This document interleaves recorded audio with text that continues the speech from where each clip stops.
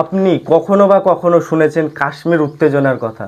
হতে পারে সেটা 1999 সালে কার্গিল লড়াই, কিংবা পুলওয়ামা অ্যাটাক, কিংবা সদ্য ঘটে যাওয়া পেহেলগাঁও অ্যাটাক সম্পর্কে। কিন্তু আপনারা কি জানেন এই কাশ্মীর আসলে কার? এই কাশ্মীরের অধিকার প্রকৃতপক্ষে কার? এর জন্য আমাদেরকে যেতে হবে ইতিহাসের পাতায়। সালটা 1586। মোগল সম্রাট আকবর তিনি কিন্তু কাশ্মীরে সেনা পাঠান এবং সেখানকার স্থানীয় শাসককে পরাজিত করে কাশ্মীরকে তিনি মুঘল সাম্রাজ্যের অন্তর্ভুক্ত করেন। পরবর্তী সময়ে মুঘল সম্রাটদের দুর্বলতার সুযোগে আফগান শাসক আহমেদ শাহ আবদালি তিনি কিন্তু কাশ্মীরকে তিনার সাম্রাজ্যের অন্তর্ভুক্ত করেন এবং পরবর্তী সময়ে আফগানদের দুর্বলতার সুযোগে পাঞ্জাবের শিখ রাজা তথা রঞ্জিত সিং তিনি সুযোগ্য নেতৃত্বের মাধ্যমে কাশ্মীরকে তিনি শিখ সাম্রাজ্যের অন্তর্ভুক্ত করেন।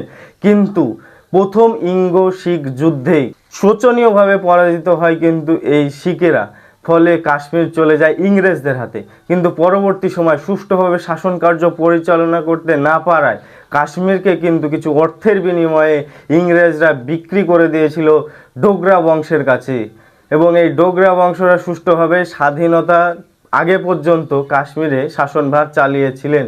কিন্তু কাশ্মীরে তাদের শাসনভার পাওয়ার পর সবচেয়ে কালো দিন নেমে এসেছিল 3রা জুন 1947 সাল, ঠিক মাউন্টব্যাটেন পরিকল্পনা ঘোষণার পরেই।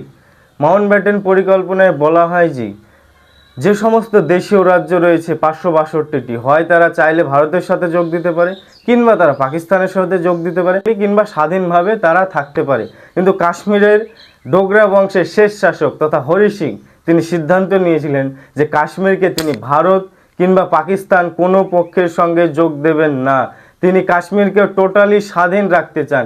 সেই মতো তিনি কাশ্মীরকে কোনো ভারত ভুক্তির দলিল কিংবা পাকিস্তান ভুক্তির দলিলে তিনি স্বাক্ষর করেননি। অতঃপর আসে অক্টোবর মাসের 3য় সপ্তাহ। অক্টোবর মাসের 3য় সপ্তাহ আসতে আসতেই কাশ্মীরের অর্ধেকের বেশি অংশ চলে যায় পাকিস্তানের জঙ্গি সংগঠনগুলির হাতে। সেই মতো হরি সিং তিনি কোনো উপায় না পেয়ে তৎপর ভারত ভুক্তির দলিলে স্বাক্ষর করে 1947 খ্রিস্টাব্দে 26শে অক্টোবর। ফলে কাশ্মীর ভারতের অন্তর্ভুক্তি লাভ করে। ভারতের ইন্ডিয়ান আর্মি কিন্তু কাশ্মীরে পৌঁছায় এবং ব্রিগেডিয়ার ওসমান আলীর নেতৃত্বে ভারতীয় বাহিনী এবং ইন্ডিয়ান আর্মি পাকিস্তান বাহিনীকে কাশ্মীর থেকে হটিয়ে দেয়। কিন্তু এই সময় ইউএনের নির্দেশে হঠাৎই যুদ্ধবন্ধের ঘোষণা আসে। কিন্তু যুদ্ধ বন্ধ ভারত ও পাকিস্তানের মধ্যে ইউএনের নির্দেশে ঘটে গেলেও কাশ্মীর কিন্তু এই সময় ভাগ হয়ে যায় টোটালি। অর্থাৎ কাশ্মীরের মূল ভূখণ্ডের 30% চলে যায় পাকিস্তানের কাছে এবং 70% থেকে যায় ভারতের কাছে। কিন্তু পরবর্তী সময় এই ভারতের ভূখণ্ডের 70%-এর মধ্যেই 1962 সালে যখন ভারত চীন যুদ্ধ সংগঠিত হয়, সেই যুদ্ধে অরুণাচল প্রদেশ এবং আকসাই অঞ্চলে চীন আক্রমণ চালালেও অরুণাচল প্রদেশকে চীন তার অধিকার মুক্ত করলেও কিন্তু কাশ্মীরের আকসাই অঞ্চল থেকে চীন কখনোই সেনা প্রত্যাহার করেনি। অর্থাৎ এই কাশ্মীর অন্তর্ভুক্তি হয় চীনের কাছে। অর্থাৎ এবার কিন্তু কাশ্মীর দ্বিখণ্ডিত না, এবার কাশ্মীর ত্রিখণ্ডিত হয়ে যায়।